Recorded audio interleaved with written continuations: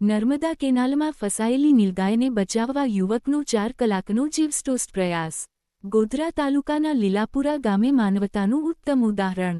પંચમહાલ જિલ્લાના ગોધરા તાલુકાના લીલાપુરા ગામે નર્મદા કેનાલમાં એક નીલગાય પડી જતા ગ્રામજનોમાં ચિંતા ફેલાઈ હતી.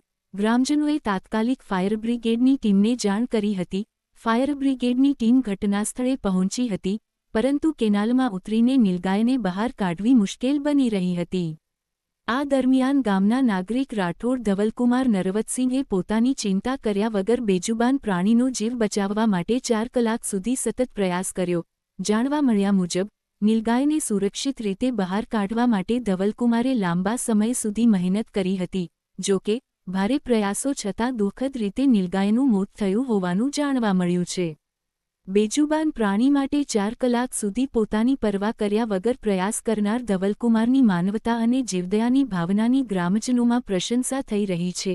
Report G live 24 news.